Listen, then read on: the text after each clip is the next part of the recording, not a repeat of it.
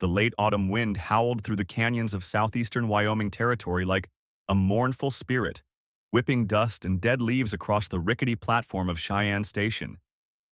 Henry Anderson stood alone, his weathered hands gripping a brass spyglass that had seen better days, much like its owner. At 63, his silver-streaked beard and sun-carved face told tales of decades spent searching the unforgiving earth for its precious secrets. But today was different. Clutched in his coat pocket was a carefully folded piece of parchment that promised to change everything. The Union Pacific rail crews had been pushing west for months, their iron horse cutting through ancient tribal lands with mechanical persistence. Henry watched them from his perch, the distant clanging of hammers on steel, mixing with shouts of foremen driving their crews harder. The railroad meant progress to some, but to Henry it meant something else entirely.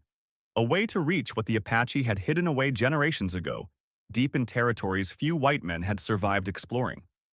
In the station's crowded saloon, Henry nursed a whiskey while studying his prize. A cryptic map traded from a dying missionary for a canteen of water and a promise. The markings were crude but distinctive, showing a path through the southern territories that led to what the Spanish once called La Mina del Cielo, the Mine of Heaven. According to legend, the Apache had discovered it centuries ago, defending its location with deadly ferocity until the tribe was finally driven south. Margaret Clark caught Henry's eye from across the smoky room, her scarlet dress a beacon among the drab colors of railroad workers and cattle drivers. She wasn't like the other girls working the saloon. There was a sharp intelligence behind her practiced smile, and Henry had seen her reading scientific journals when she thought no one was watching. She made her way to his table now, but not for business. She had questions about the map he'd been studying all week. "Whatever you're planning, old man, I want in," she said without preamble, sliding into the chair across from him. "I've saved enough to buy my way out of this life, but I need one big score to make it happen." Henry started to protest, but she cut him off. "I speak Apache, and I know you'll need that where you're heading." He studied her face, seeing determination that matched his own, and slowly nodded. She was right. He couldn't do this alone. Their quiet discussion was interrupted by shouts from the street. Through the grimy windows, they watched as Frank Walker, a freed slave turned railroad worker, fought off 3 drunk tracklayers who'd taken exception to his presence in town. Henry had seen Frank around the station, noted his quiet competence and the way he kept to himself. More importantly, he'd watched Frank studying maps of the territory when the foremen weren't looking. The man clearly had plans of his own. Later that night, Henry and Margaret approached Frank as he tended to his injuries behind the railroad office. "We're putting together an expedition," Henry said carefully, watching Frank's reaction. "Could use someone with your skills, someone who knows how to navigate and keep their head in trouble." Frank's eyes narrowed suspiciously, but he didn't immediately walk away. "Equal shares," Henry added, "and a chance to disappear somewhere new after it's done." The final member of their unlikely group found them, rather than the other way around. Father Daniel Moore had been sitting unnoticed in the shadows of the saloon, his priest's collar dirty and askew, when he approached their table the next morning. "I couldn't help overhearing," he said, his voice rough from disuse. "I spent 10 years with the Apache before." He trailed off, eyes haunted. "Before the cavalry came. I know the lands you're heading into. Take me with you, and I'll help you survive them." As dawn broke over Cheyenne the next day, 4 figures slipped away from the station, heading south towards territories where the railroad hadn't yet reached. Henry led them on his old mare, the map secure in his saddlebag, while Margaret rode beside him on a spirited Mustang she'd bought with her savings. Frank followed on a sturdy draft horse, borrowed from the railroad, and Father Moore brought up the rear on a docile mule, his only possession a small wooden cross hanging from a leather cord. The morning sun painted the landscape in shades of gold and shadow as they rode, each lost in their own thoughts about what lay ahead. Henry knew the dangers they faced: hostile tribes, treacherous terrain, and the very real possibility that the map was worthless. But looking at his companions, he felt something he hadn't experienced in years: hope. Whether they found the legendary mine or not, their journey would change them all in ways none of them could yet imagine. The first day's ride proved deceptively peaceful as they followed the meandering creek beds south, the spring grass still green enough to mask their tracks. Henry kept one eye on the horizon and another on his companions, studying their reactions to the growing isolation. Margaret sat tall in her saddle, chin raised against the wind, while Frank's shoulders gradually relaxed as each mile put more distance between him and Cheyenne. Only Father Moore seemed to shrink into himself, his weathered hands absently working the wooden cross as his mule plodded forward. By midday, the rolling prairie gave way to more broken country, forcing them to pick their way carefully through narrow draws and around towering sandstone formations. The railroad's influence was still visible here. Abandoned construction camps dotted the landscape, their weathered timber slowly returning to the earth. Henry had worked these camps in his younger days, before the Apache raids drove the rail crews back north. Now those same raiders would be their greatest threat. "We'll need to avoid the main water sources," Henry explained during their brief rest, spreading the crude map across a sun-warmed boulder. "The tribes control them all, especially now that the buffalo are scarce." Margaret leaned in, her perfume a stark contrast to the sage and dust, while Frank studied the terrain ahead with the careful eye of a man used to planning escape routes. Father Moore simply nodded, lost in whatever dark memories had driven him to join their unlikely quest. As afternoon faded toward evening, storm clouds began building over the distant mountains. The air grew thick with electricity, and their mounts grew increasingly skittish. Henry led them to a sheltered overhang just as the first heavy drops began to fall. The close quarters forced an uncomfortable intimacy as they huddled together, watching sheets of rain transform the landscape into a treacherous maze of mud and flash floods. "My grandmother used to say storms like this were the spirits washing away the past," Margaret offered quietly, her usual bravado softened by exhaustion and the rhythmic drumming of rain. Frank's eyes met hers briefly, understanding passing between them. They were all trying to wash away something: shame, fear, doubt, or in Henry's case, the bitter taste of decades spent chasing dreams that crumbled to dust. The storm raged through the night, punctuated by brilliant flashes of lightning that illuminated their makeshift camp in stark relief. Henry took first watch, his old bones protesting the damp cold. The map in his saddlebag seemed to grow heavier with each passing hour, weighted down by the responsibilities he'd taken on. These people had placed their trust in him, gambling their lives on his conviction that the legendary Apache mine wasn't just another prospector's fever dream. Dawn brought clearing skies and new challenges. The storm had transformed familiar landmarks, forcing Henry to rely more heavily on the map's cryptic markings. They crossed paths with a railroad survey crew heading north, their faces drawn with failure. "Nothing but hostiles and hardship down that way," their leader warned, eyeing Henry's companions with obvious curiosity. "The company's pulling back to safer ground." The warning only strengthened their resolve. By mid-morning, they'd pushed deeper into territory where even the most ambitious railroad men feared to tread. The landscape grew increasingly wild, untouched by the relentless march of progress. Ancient petroglyphs appeared on canyon walls, their meanings lost to time but their message clear enough. They were entering lands where different rules applied, where the boundaries between past and present blurred like mirages on the horizon. Father Moore finally broke his silence as they made camp that evening, his voice rough with disuse. "I've seen what men do to each other over gold," he said, staring into the small fire. "What makes you think this time will be different?" The question hung in the air, demanding an answer Henry wasn't sure he had. But before he could respond, Margaret spoke up, her words carrying the weight of hard-won wisdom. "Because this time, we're not just running toward something. We're running from something too. And sometimes that makes all the difference." The firelight cast long shadows across their faces as Henry pulled the worn map from his saddlebag, its edges frayed and yellowed with age. The parchment crackled as he spread it across his knee, tracing the faded lines with a weathered finger. The others gathered closer, their breath visible in the cooling desert air. Margaret's earlier words about running from something still echoed in the silence, carrying more truth than any of them cared to admit. Rachel, the former slave whose quick wit had already saved them twice on their journey, studied the markings with keen interest. "These symbols here," she pointed to a series of intricate marks near what appeared to be a mountain range. "They're similar to ones I saw when I was hiding from slave catchers in Cherokee territory. They tell stories about sacred places." Her knowledge of native ways had proven invaluable, though Henry noticed how she kept one eye on the darkness beyond their camp. Father Moore shifted uncomfortably, his collar long since discarded, but the habit of adjusting it remaining. The scorching sun beat down mercilessly as Henry Anderson studied the worn parchment in his weathered hands, squinting at the faded markings that promised untold riches in the Apache territories. His companions, an unlikely trio gathered by desperation and circumstance, huddled around a meager campfire on the outskirts of Dodge City, each lost in their own thoughts of what lay ahead. Daniel Walker, the escaped slave whose quiet strength belied his troubled past, methodically cleaned a rusted revolver he'd acquired during their hasty departure from civilization. Rachel Clark, who'd traded her brothel finery for practical riding clothes, watched the railroad crews in the distance as they laid tracks that cut like steel scars across the prairie. She'd invested her savings in this venture, knowing the Apache mine could provide her escape from a life she'd never chosen. Beside her, Father Frank Moore sat in uncharacteristic silence, his collar absent, his faith as dusty as the trail they'd soon follow. The sound of approaching hooves drew their attention to three riders approaching from the east.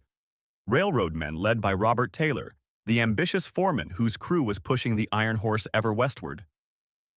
Henry quickly tucked the map into his shirt as Taylor dismounted, his boots raising small clouds of dust. "Anderson," Taylor called out. "Heard tell you're fixing to head into Apache country." Mighty unfortunate timing, considering where we're laying track. Daniel's hand tightened imperceptibly on his revolver as Taylor's men spread out, their intentions clear in the way they positioned themselves around the camp. Rachel stood slowly, her years of reading men's intentions serving her well as she assessed the threat. Father Frank remained seated, but his eyes had taken on a hardness that would have shocked his former parishioners.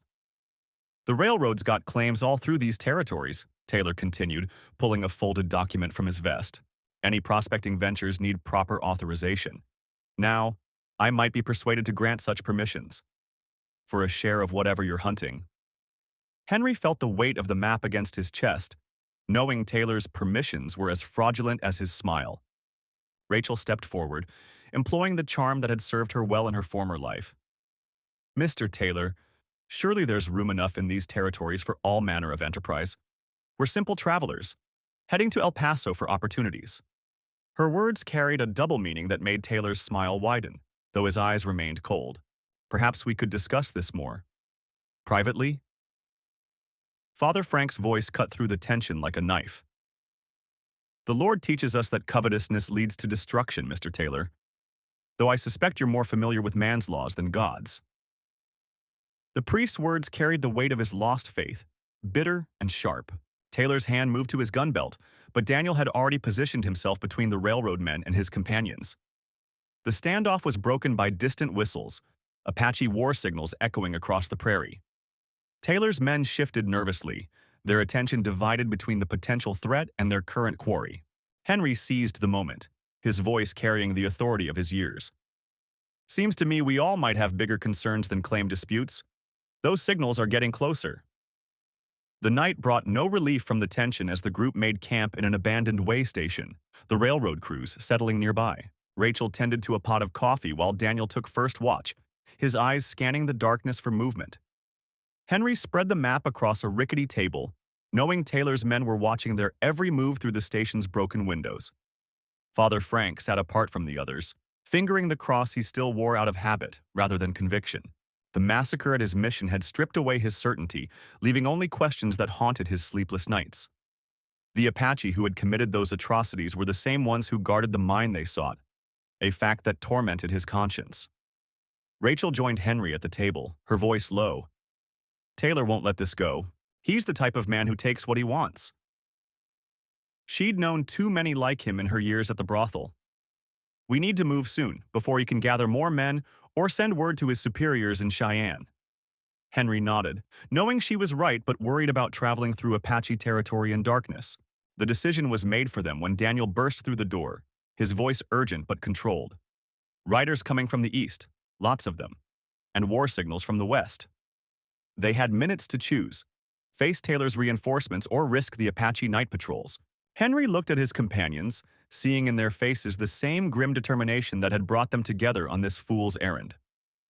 They slipped out the back of the station as Taylor's men were distracted by the approaching riders, leading their horses quietly until they were sure they wouldn't be heard.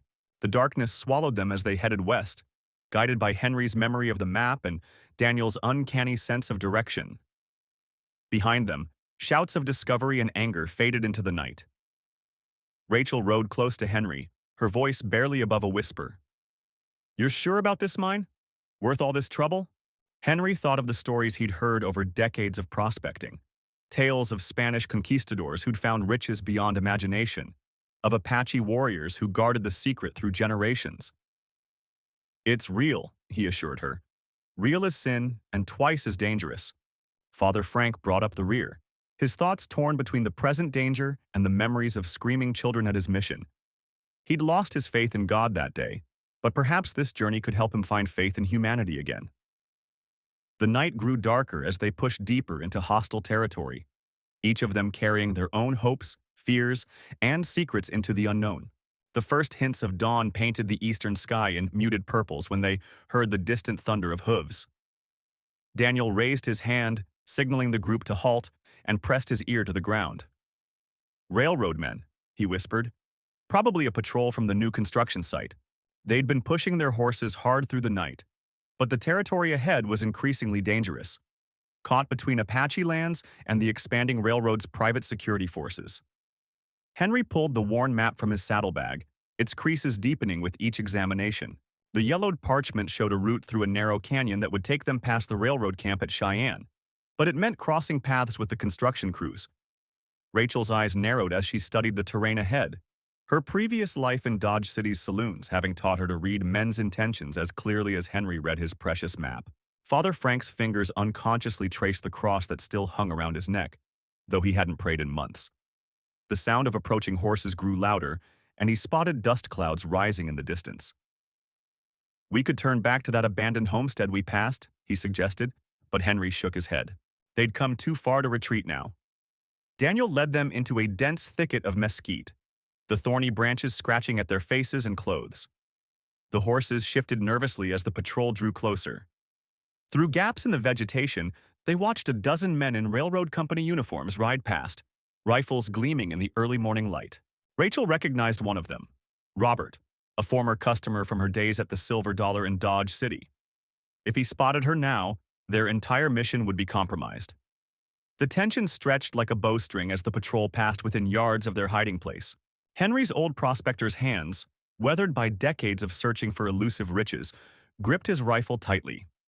He'd heard stories of how the railroad companies dealt with trespassers, especially those who might interfere with their expansion plans. The Apache mine lay in territory the railroad coveted, and any hint of gold would bring an army of corporate guns down upon them. As the patrol's dust settled, Daniel led them out of the thicket and toward a series of rocky outcroppings.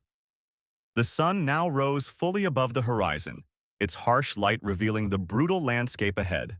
Rachel dabbed at a scratch on her cheek, remembering the soft beds and easy money she'd left behind. But the promise of the mine's riches, enough to buy her own establishment in El Paso, drove her forward. Father Frank's thoughts drifted to his abandoned mission as they rode. The massacre had left him questioning everything he'd believed, but these companions, a weathered prospector, an escaped slave with an iron will, and a prostitute seeking redemption, were teaching him new lessons about faith and perseverance. The irony wasn't lost on him that he might find his way back to God while searching for earthly treasures. They made camp in a hidden valley as the day's heat became unbearable. Henry spread the map across a flat rock, tracing their route with a trembling finger. "The old Spanish trails lead through Apache burial grounds," he explained, his voice heavy with both excitement and dread. "The tribes consider it sacred land. Any white man caught there." He left the sentence unfinished, but they all understood the implications. Daniel kept watch from a high point, his eyes scanning the horizon for both railroad men and tribal scouts. His years of running had honed his survival instincts to a razor's edge. Below, Rachel organized their dwindling supplies while Father Frank tended to the horses, each of them settling into roles that transcended their past lives. They were no longer what they had been. They were becoming something else, something forged in the crucible of their journey. The afternoon wind carried distant whispers of civilization, the faint clang of railroad construction, the echo of dynamite blasts carving new paths through ancient lands. But it also carried something else. The promise of transformation, of redemption, of riches both material and spiritual. As the sun began its westward descent, they prepared to move again, knowing that each mile brought them closer to their destination and deeper into danger. The scorching afternoon sun cast long shadows across the barren rocks as Henry Anderson and his unlikely band of travelers crouched behind a limestone outcropping. Below them, the newly laid railroad tracks cut through the desert like a metal serpent, while a group of Apache warriors examined the fresh iron rails with evident displeasure. Margaret Clark, the former saloon girl from Dodge City, pressed herself against the sun-warmed stone, her once fine dress now torn and dust-covered from their arduous journey. Frank Walker, the escaped slave whose knowledge of survival had kept them alive through the harsh territory, gestured silently toward a narrow ravine to their west. His dark eyes held the wisdom of countless miles traveled in secret, and Henry had learned to trust the man's instincts without question. Beside him, Father Daniel Moore clutched his worn Bible, though he hadn't opened it since they'd found him wandering delirious after the massacre at the mission. The Apache mine's entrance lay tantalizingly close, barely half a mile beyond the railroad cut, but the warriors' presence complicated their already desperate situation. Henry's wrinkled map, purchased with his last gold nuggets from a dying prospector in El Paso, showed the precise location. Yet watching the natives examine the railroad tracks with growing anger, he realized the iron path that had guided them here might also be their undoing. Margaret's soft voice broke the tense silence. Those tracks were meant to bring civilization, but they've only brought more bloodshed. Her words carried the weight of someone who had seen too much of both worlds. The railroad men promised progress, but all they delivered was broken treaties and displaced tribes. Father Daniel's hands tightened on his Bible until his knuckles turned white, memories of his murdered congregation clearly haunting him. Frank studied the Apache warriors with careful consideration.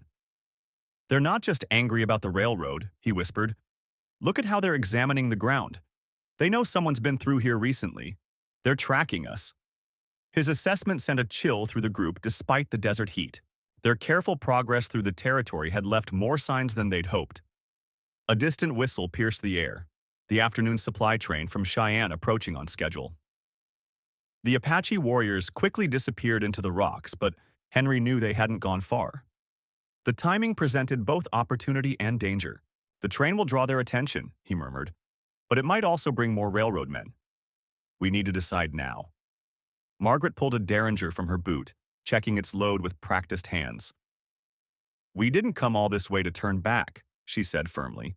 "That mine represents freedom for all of us, my chance to open a legitimate business, Frank's opportunity to truly live as a free man, Father Daniel's path to redemption." Her eyes met Henry's. "And your last chance to prove the doubters wrong, old man." The train's rumble grew louder as it approached the curve. Father Daniel suddenly spoke, his voice rough from days of minimal use. "The mission taught me that God's plans are mysterious.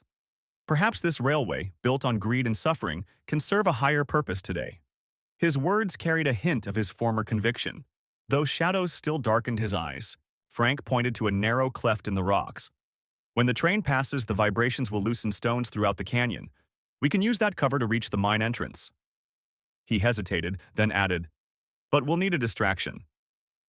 "The Apache aren't fools. They'll watch both the train and likely escape routes." Henry withdrew a stick of dynamite from his pack. Their last one, saved for mining but now serving a different purpose. Margaret's eyes widened in understanding. "The railroad bridge," she whispered. "If we damage it behind the train." Her voice trailed off as the implications became clear. The sabotage would buy them time but would also bring the full fury of both the railroad company and the Apache down on their heads. The next few moments passed in a blur of calculated chaos. As the train thundered past their position, Henry and Frank crept toward the bridge while Margaret and Father Daniel moved toward the mine entrance. The old prospector's hands shook as he placed the dynamite, memories of countless mining operations guiding his movements. Frank kept watch, his body tense as a drawn bow. The explosion that followed was perfectly timed, just enough to damage the bridge without destroying it completely. The Apache warriors rushed toward the sound as planned, but they weren't alone. Railroad workers poured from the train, and suddenly the air filled with shouts in 3 languages. Henry and Frank used the confusion to sprint toward the mine entrance, where Margaret and Father Daniel waited with growing anxiety. Inside the mine's entrance, they found themselves facing an unexpected sight. The legendary Apache mine, source of countless rumors and dreams, had been deliberately collapsed. Recent tool marks on the support beams suggested it had been sealed within the past few days. Their golden dreams crumbled like the rocks before them, but strangely, none of them felt the crushing disappointment they'd expected. Instead, Margaret laughed, a sound none of them had heard since leaving Dodge City. "Don't you see?" she said, gesturing to the chaos outside, where Apache warriors and railroad men now faced each other in an increasingly tense standoff. The real treasure was never gold. It's this moment, this chance to choose which side of history we'll stand on. Father Daniel stepped forward, his face illuminated by a shaft of light from above. The Apaches sealed their sacred place rather than let it fall into railroad hands. Perhaps true wealth lies not in what we take from the earth, but in what we choose to protect. His words carried the weight of renewed purpose, the first signs of his faith returning not through prayer, but through action. As shots began to ring out between the railroad men and Apache warriors, Henry realized their true purpose had found them rather than the other way around. The mine's treasure might be lost, but they had stumbled onto something far more valuable, the chance to make a real difference in the border territory's bitter conflicts. The aging prospector looked at his unlikely companions and saw in their eyes the same understanding. Their journey had led them not to gold, but to the crossroads of history itself. The air crackled with gunfire as Henry and his companions pressed themselves against the mine's weathered timber supports. Through gaps in the ancient beams, they watched Apache warriors take positions among the rocky outcrops, their rifles answering the railroad men's volleys with deadly precision. The prospectors' calloused hands trembled not from fear, but from the weight of the decision before them. Margaret, her fine dress now coated in copper-colored dust, pulled a derringer from her boot and checked its chambers. "Those railroad men won't distinguish between us and the Apache once bullets start flying," she said, her voice steady despite the chaos. "We need to choose our path now." The former prostitute had come seeking a new life, but found herself instead at the crossroads of a much larger struggle. Father Daniel's fingers no longer sought the comfort of his missing cross. Instead, they wrapped around a Winchester rifle offered by one of the Apache warriors who had recognized the group's potential allegiance. "The railroad's greed has already stolen too many lives," he said, chambering around. "Perhaps God led us here not to find gold, but to prevent another massacre." The mine shaft's darkness seemed to pulse with each explosion above, ancient timbers groaning under the weight of history. Henry studied the crumbling map one final time before touching it to a nearby lantern's flame. As the yellowed parchment curled and blackened, he thought of all the men who had died chasing its promise. "The Apache were right to seal this place," he muttered. "Some treasures are worth more buried." Rachel, the escaped slave who had joined their party outside El Paso, moved like a shadow through the tunnel. Her keen eyes, long accustomed to finding paths to freedom in the dark, spotted a narrow passage that led to higher ground. "We can flank the railroad men from there," she whispered, pointing to a rocky shelf that overlooked the battlefield. "Give the Apache warriors a fighting chance." The decision crystallized in that moment, as clear as the quartz veins that sparkled in the mine's walls. Henry nodded to his companions, and they began their ascent through the hidden passage. Each step took them further from the gold they'd sought, but closer to a different kind of redemption. The tight tunnel opened onto a sun-bleached plateau that offered a commanding view of the valley below. From their vantage point, they could see the railroad men's position, a hastily fortified camp near a half-finished trestle bridge. The incomplete railroad line stretched back toward Dodge City like a steel scar across the desert. Robert, the railroad company's lead engineer, stood behind a stack of railroad ties, barking orders and pointing toward the mine entrance. Margaret took aim with her derringer, focusing on the dynamite cases stacked near the railroad camp. "One good shot," she breathed, "and their advantage disappears." The others readied their weapons, each finding their own targets among the railroad men who threatened both the Apache's sacred ground and the delicate peace of the border territory. Father Daniel's voice carried across their position, no longer filled with doubt, but with the strength of renewed conviction. "May God forgive us," he said, "but sometimes faith requires us to stand against those who would destroy what is sacred." His words seemed to hang in the dry air, a benediction for what was to come. The battle that followed would be remembered in whispered stories around campfires from Cheyenne to El Paso. The railroad men, caught between Apache warriors below and precision fire from above, soon found their position untenable. As the sun set behind the mountains, painting the sky in shades of blood and gold, the would-be invaders retreated, leaving their equipment and ambitions scattered across the rocky ground. In the aftermath, Henry stood with the Apache chief, watching as tribal members began the sacred rituals that would once again seal the mine entrance. The old prospector understood now that the true wealth of the border territory lay not in its minerals but in its people, in the courage to stand against injustice and the wisdom to protect what mattered most. Rachel knelt and scooped a handful of earth, letting it filter through her fingers. "Freedom," she said softly, "sometimes means fighting for someone else's."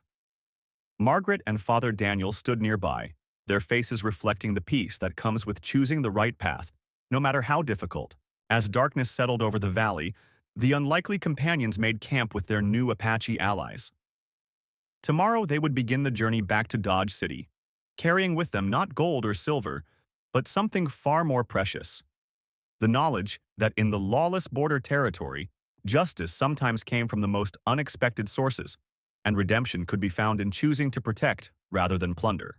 The scorching El Paso sun cast long shadows across the rugged terrain as Henry Anderson, his weathered hands trembling, unfolded the tattered map one final time. The legendary Apache mine lay just beyond the horizon, but the price they'd paid to reach this point had been devastating. Margaret Taylor's blood-stained dress fluttered in the hot wind as she pressed a cloth against Frank Moore's wounded shoulder, her days as a saloon girl in Dodge City feeling like a distant memory now.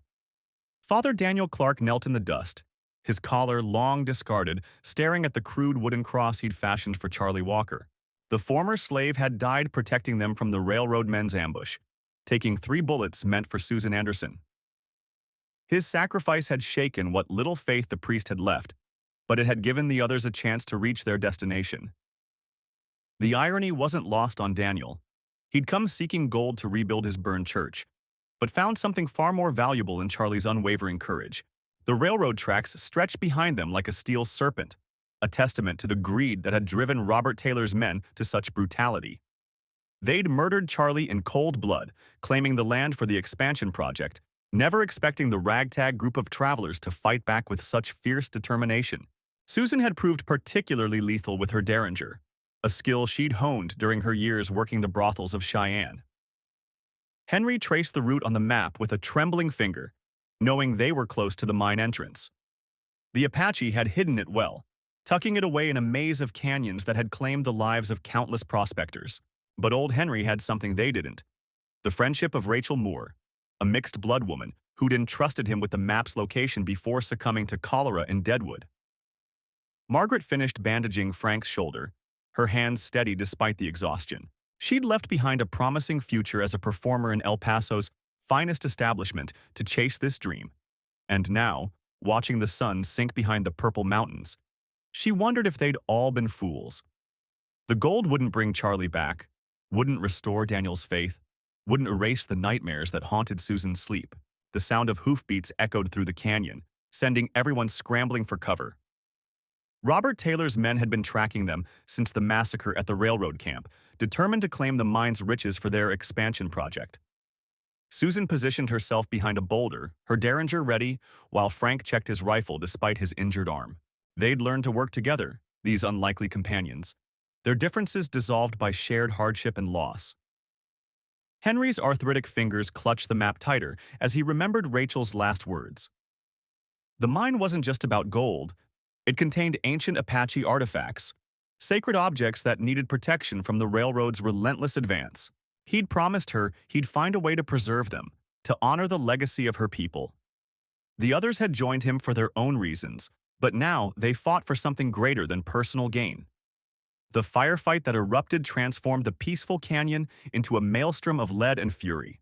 Robert Taylor's men had brought reinforcements, but they hadn't counted on Daniel's strategic mind. The former priest directed their defense with the precision of a military commander, proving that his years counseling soldiers had taught him more than scripture. Margaret's voice rang out clear and strong, singing an old hymn that seemed to steady their hands and strengthen their resolve. In the chaos, Henry spotted the hidden marker Rachel had described, a peculiar arrangement of rocks that looked natural to the untrained eye. As bullets whizzed overhead, he led Susan and Frank toward the concealed entrance, while Daniel and Margaret provided covering fire. The tunnel mouth gaped before them, dark and forbidding, but they had no choice. They plunged into the darkness just as Robert Taylor's dynamite brought the canyon walls crashing down behind them. The mine's interior was a labyrinth of narrow passages, the walls glittering with more than just gold. Ancient pictographs told stories of the Apache people, and ceremonial chambers held artifacts of immeasurable cultural value. Henry fell to his knees, overwhelmed by the responsibility Rachel had entrusted to him. The others gathered around, their faces illuminated by lantern light, as they realized the true magnitude of their discovery. Susan was the first to speak, her voice thick with emotion as she suggested using the gold to establish a preserve for the artifacts, a place where the Apache culture could be protected from the railroad's advance. Daniel, touched by the sanctity of the ancient chambers, felt the first stirrings of renewed faith, not in the church that had failed him, but in the human capacity for redemption and sacrifice. The decision was unanimous. They would seal the mine's entrance, using only enough gold to fund their preservation project. Margaret's connections in El Paso would help establish a legitimate foundation, while Frank's engineering skills could ensure the site remained hidden from future railway surveys. They emerged from the mine-changed people, their individual quests for wealth and escape transformed into a shared mission of protection and remembrance. As they made camp that final night, under stars that seemed to shine with ancient wisdom, Henry shared stories Rachel had told him of her people's traditions. The gold they carried would build something far more valuable than a railroad. It would create a legacy honoring Charlie's sacrifice and the enduring spirit of the frontier. The aging prospector realized that he'd found his true treasure, not in the mine's riches, but in the unlikely family forged through their journey. Dawn broke over the canyon as they began their trek back to El Paso, the sacred artifacts carefully wrapped in Margaret's shawl. Robert Taylor's men would find only collapsed tunnels and dead ends, while the true heart of the mine remained protected. Daniel offered a prayer, not to the God of his lost faith, but to the spirits of the land that had guided them to this moment of redemption and purpose. The legend of the Apache mine lived on, whispered in saloons from Dodge City to Deadwood, but its real truth remained with the small group who discovered that some treasures are measured not in gold, but in the bonds forged through adversity and the courage to stand against the relentless march of progress. Henry Anderson's map had led them not to riches, but to redemption, and in the end, that proved to be the greatest discovery of all. As they made their way back through the winding canyons, Margaret noticed Henry's labored breathing growing worse. The old prospector's strength was failing, but his eyes held a contentment she'd never seen before. The small group stopped more frequently now, making camp in the shadows of towering mesas where Daniel would tend to Henry's declining health, with herbs learned from his time among the Apache. Frank, the former slave, took to scouting ahead, his keen eyes watching for both Taylor's men and any tribal warriors who might still view them as trespassers. The skills that had once helped him escape bondage now served to protect this makeshift family. At night, he'd share stories of his dreams to open a trading post in Cheyenne, where all people would be welcome regardless of their past or the color of their skin. Rachel's transformation from saloon girl to fierce protector became complete when they encountered a group of displaced settlers. She shared their meager supplies and taught the women how to find water in the unforgiving landscape, skills she'd learned during their journey. The simple act of helping others had given her a sense of purpose that no amount of money could have provided. Daniel's crisis of faith evolved into something deeper, a spiritual connection to the land itself. He no longer sought absolution in Scripture but found it in the quiet moments of dawn, in the way the group cared for each other, and in the small acts of kindness they showed to those they met along the way. The massacre that had shattered his faith now seemed like a distant shadow compared to the light he'd found in their shared journey. When they finally reached the outskirts of El Paso, Henry's condition worsened. In a small adobe house on the edge of town, tended by a sympathetic Mexican family, the old prospector gathered his companions close. With trembling hands, he divided his few possessions among them, his worn journal to Daniel, his father's pocket watch to Frank, and his mother's locket to Rachel. But his most precious gift was the deed to a plot of land in Cheyenne, purchased years ago and forgotten until now. As autumn painted the desert in subtle golds and purples, Henry passed peacefully, surrounded by the family he'd found in the twilight of his life. They buried him facing the mountains, marking his grave with a simple wooden cross and the Apache symbols for courage and wisdom. Rachel sang an old hymn while Daniel offered words that bridged his old faith with his new understanding of the sacred. Frank took the lead in fulfilling Henry's final wish, establishing a way station on that plot in Cheyenne. The building rose steadily through the winter, its walls made strong by the same determination that had carried them through their journey. Rachel used her business savvy to transform it into a respectable establishment, offering shelter to travelers and those seeking a fresh start. Daniel remained with them, not as a priest but as a teacher and healer, sharing the wisdom gained from both his original calling and their time with the Apache. The way station became known as a place where all stories were honored, where the weary could find rest, and where the boundaries between peoples blurred into something resembling hope. Years later, as railroad tracks finally cut through the territory, their establishment stood as a testament to a different kind of progress. Travelers would often hear the tale of the Apache mine, not as a story of lost gold, but as a legend of found family and redemption. The sacred artifacts remained protected, passed down through generations of those who understood their true value. Margaret's shawl, now faded and framed, hung above the way station's hearth, a reminder of their journey and the treasures they'd found that couldn't be measured in gold. The railroad brought change, but within those walls, the spirit of their unlikely fellowship endured, a living legacy to the old prospector who had led them not to riches, but to something far more precious, a place to belong.